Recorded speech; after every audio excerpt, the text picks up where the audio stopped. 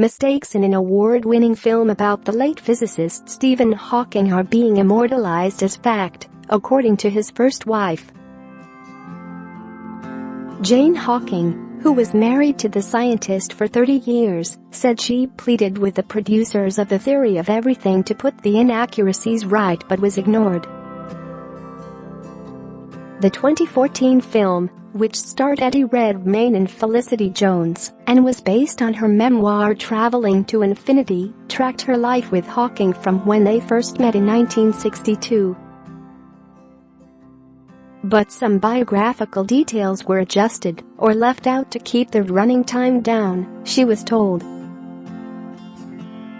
It was galling that these representations were now being perpetuated as fact, Mrs. Hawking said. I knew if there were mistakes in the film, that they were going to be immortalized, which they have been, she added. I found that very irritating, and I didn't want it to happen. Don't ever believe what you see in films. She was speaking at the Henley Literary Festival yesterday to promote her second novel Cry to Dream Again. She highlighted how the film showed the couple's romantic meeting taking place at Cambridge University, when in fact it was in their hometown of St. Albans. She also said much of their life was spent arduously flying around the world for scientific conferences, but this was excluded from the film entirely. This was despite her pleas to include a montage showing the great efforts it took to travel with Hawking, by this stage severely disabled with motor neuron disease, and their first baby Robert.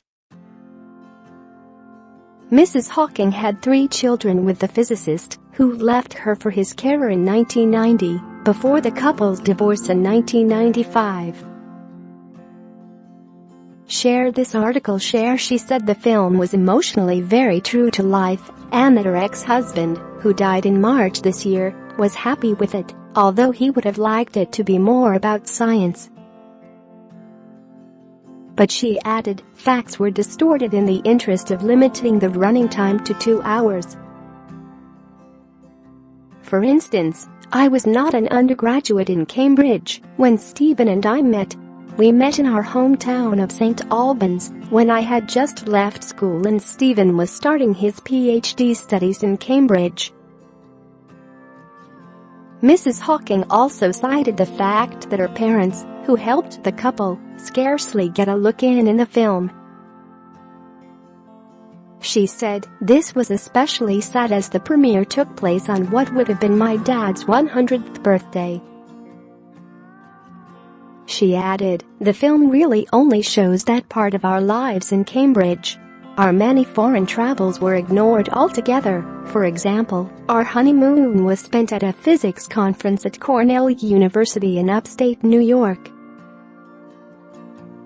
I'm sorry to say that none of these extensive travels, with all the organizing, packing for a family with a severely disabled member, transporting them, driving them, as well as the usual day-to-day care, really appears in The Theory of Everything.